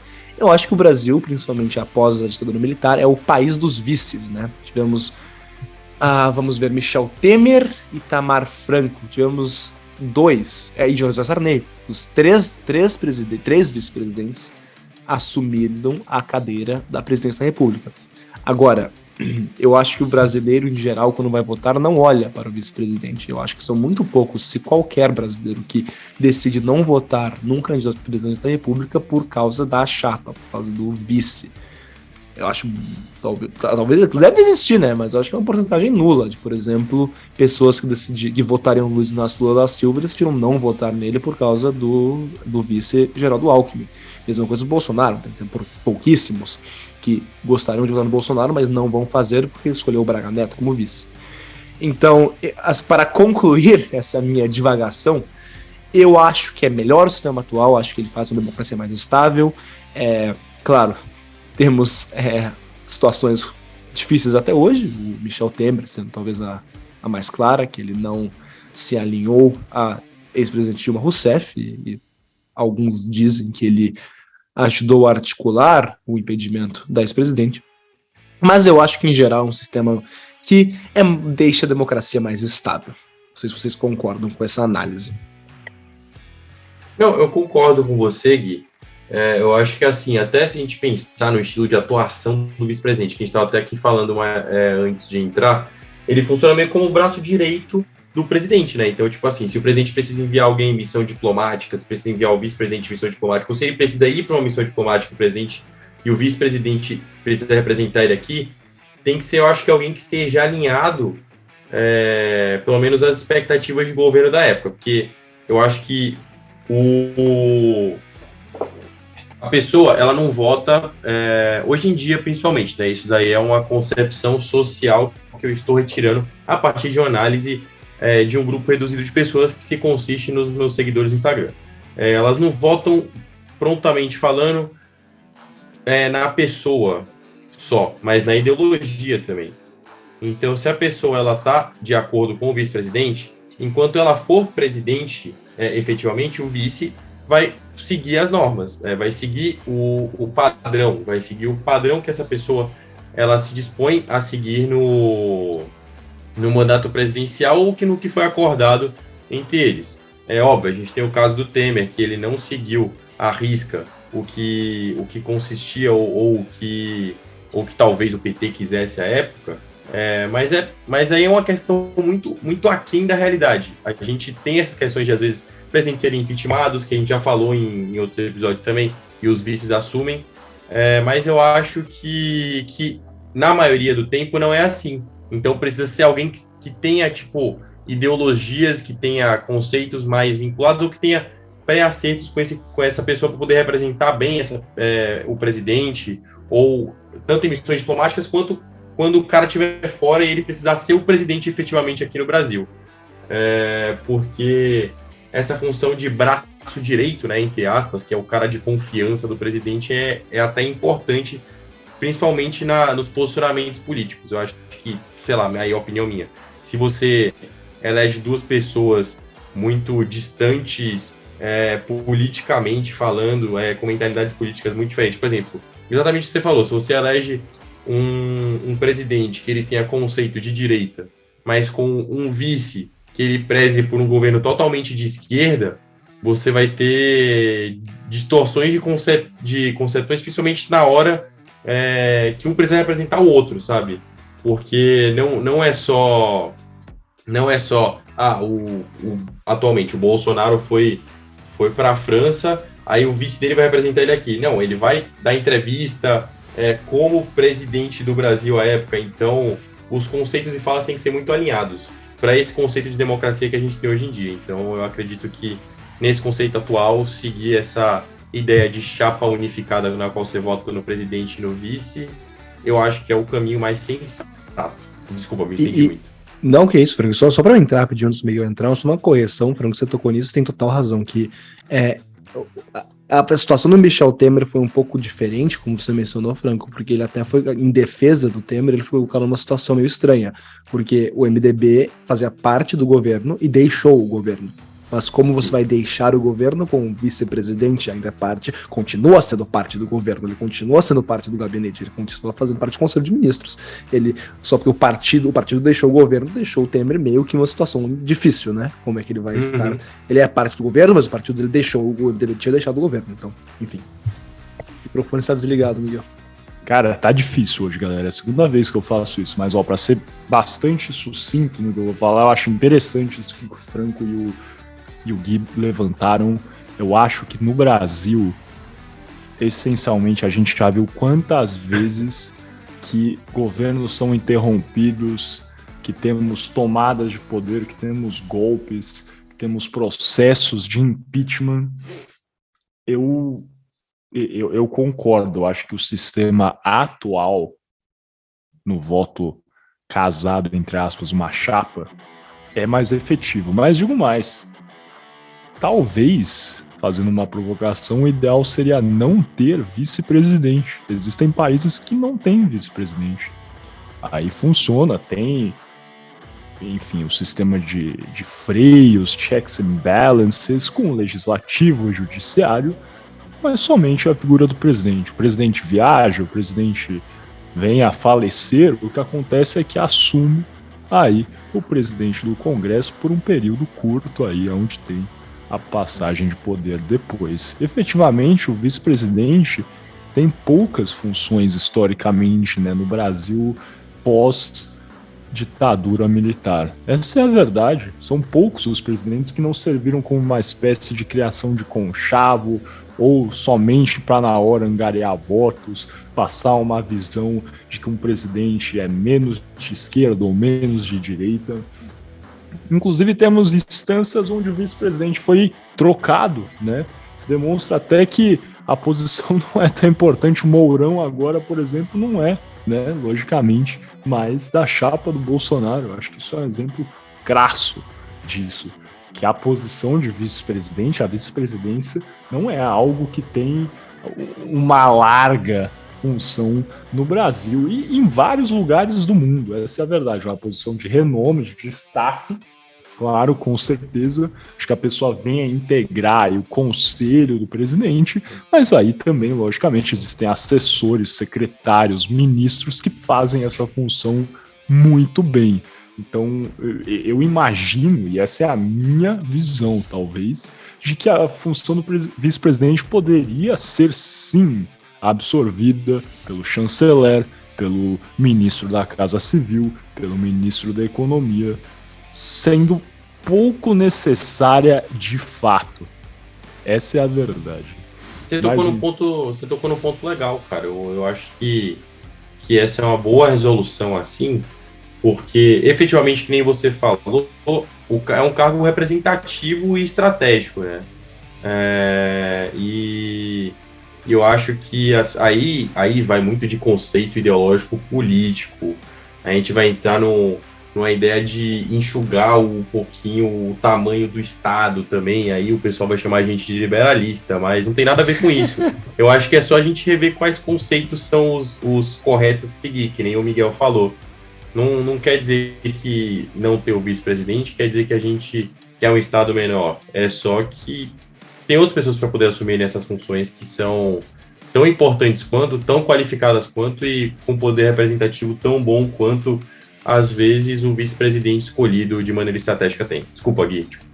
Não, que isso. Eu vou discordar. Eu vou fazer uns pontos mesmo que você falou. Eu vou discordar, mas você tem razão que o vice-presidente acabou não fazendo nada. Eu dei uma rápida pesquisada, desde a redemocratização, eu só consegui achar um vice-presidente que teve um cargo a mais do que ser vice-presidente, que foi o José Alencar, que também foi ministro da Defesa entre 2004 e 2006. Mas fora isso, os vice-presidentes Marco Maciel do Fernando Henrique e que é o único... vamos lá, eu vou me enrobolei aqui. Fora o José Alencar, só o Marco Maciel, que foi o vice do Fernando Henrique, não assumiu a presidência, mas o Marco Maciel não foi nada fora vice-presidente da República, porque os outros vices foram o José Sarney, que virou presidente, o Michel Temer, que virou presidente, e o Itamar Franco, que virou presidente. Agora, dito isso, eu acho que o Brasil, por ser uma democracia um pouco instável, Você tá esquecendo do Mourão aí, cara. Desculpa, eu esqueci do Hamilton Mourão. De fato, ele está com o Marco Maciel de não ter feito nada fora ser vice-presidente. E o Mourão também, a não ser que eu seja, eu acho que estou certo, ele é o único, desde a redemocratização, foi chutado da chapa, porque o Maciel foi 2 vezes vice-presidente e o José Alencar idem. E os outros viraram presidentes. Então, só o Mourão foi chutado do governo. Mas, dito isso, como eu estava falando, porque eu acho o Brasil uma democracia um pouco instável, temos muitos pedidos de impedimento, muitos problemas para o presidente terminar seu mandato, eu acho que é mais estável ter um vice-presidente. Porém, eu concordo que a figura pode ser opcional, pode não existir se a Constituição fosse adaptada para chamar uma eleição direta à presidência da República caso o presidente fosse derrubado. Mas eu acho que isso talvez seja meio instável, talvez já seja uma espécie de parlamentarismo nesse caso. Seria uma espécie de semi-parlamentarismo, o que eu acho que essencialmente é melhor para o Brasil.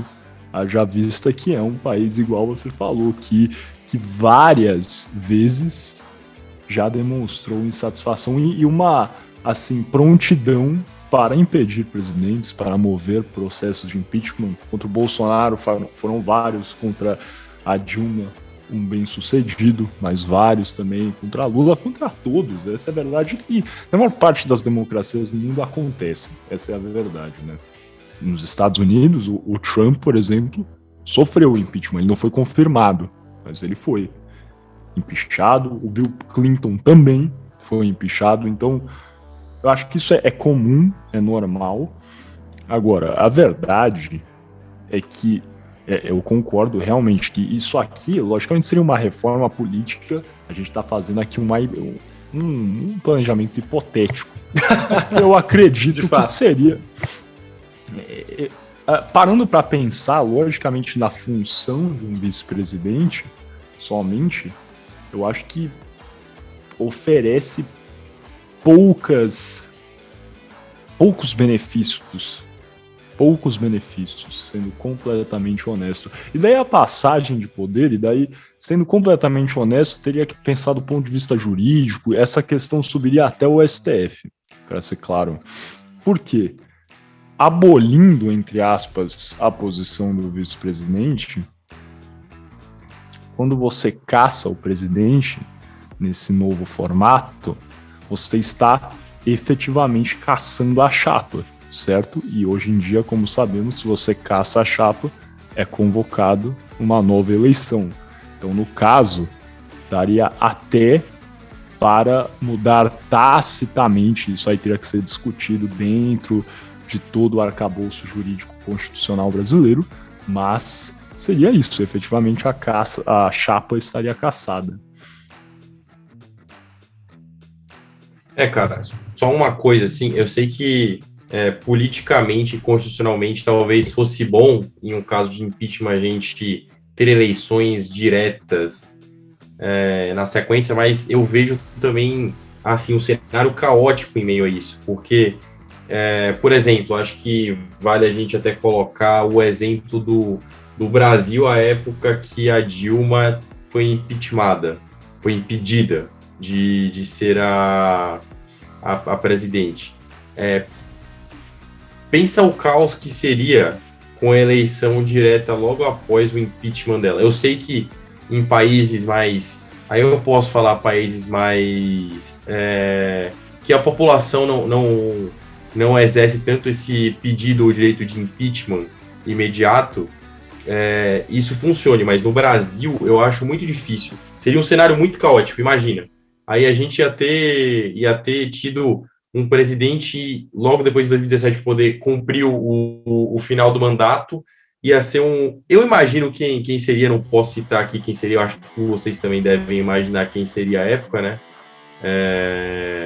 Seria um cenário caotiquíssimo, e aí as pessoas iam querer impedir ele de governar de novo, ia ficar nesse fluxo eterno, porque eu acho que esse cenário caótico ele se reprisa aqui. Então, eu acho assim, eu concordo com a ideia de você, por exemplo, você adequar esse cargo de vice-presidente a algum outro cargo que já é existente.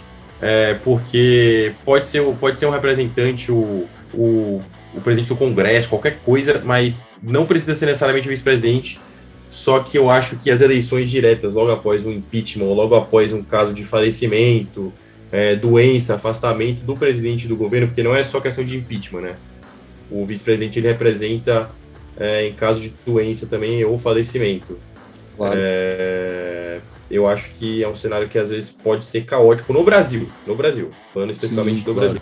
Eu acho que o processo de impeachment por si só, ele é moroso, ele é demorado, né? A gente lembra, demorou para Dilma ser empichada. Só que, mais do que isso, eu acho que aí é lógico, uma situação hipotética que é difícil a gente saber tudo, né? Não é necessariamente equiparar, acho que essa função ao impeachment da Dilma. Porque eu acho que se esse fosse o caso, aí logicamente as forças políticas tendem a se aglutinar mais, a ter uma convergência de partidos, até porque é natural isso de sistemas parlamentaristas, né? Quando cai um primeiro-ministro, é lógico, é diferente. Mas eu acho que seria mais difícil de haver impeachments nesse formato. Porque daí forças seriam aglutinadas, os partidos teriam que negociar, fazer política no sentido puro da palavra e se juntar realmente para manter uma ordem atual, esse tipo de coisa que a gente sabe que isso é uma crítica clara feita a Dilma, que é feita por analistas políticos, por historiadores à época. A Dilma teve uma dificuldade de manter esse controle do Congresso e por isso que ela caiu. Ela cai por isso.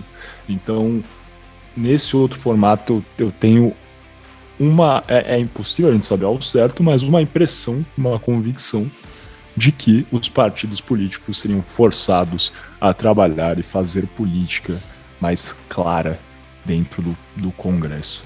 Mas, enfim, acho que, novamente, é difícil a gente planejar, verificar tudo com ampla antecedência, até porque esse sistema não existe no Brasil e muito dificilmente existirá, essa é a verdade. Algo a declarar para a gente fechar esse debate aqui, Gui, Franco, última coisa?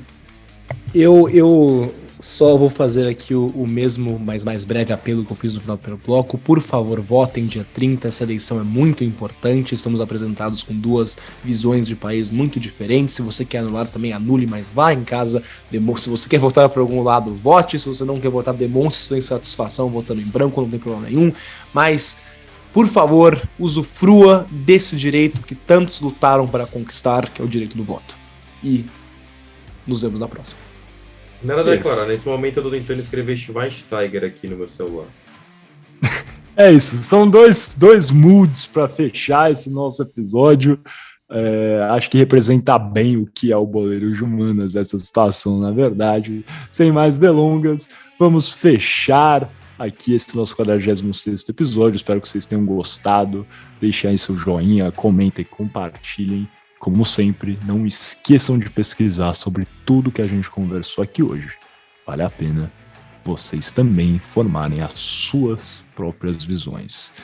Muito obrigado e até a próxima.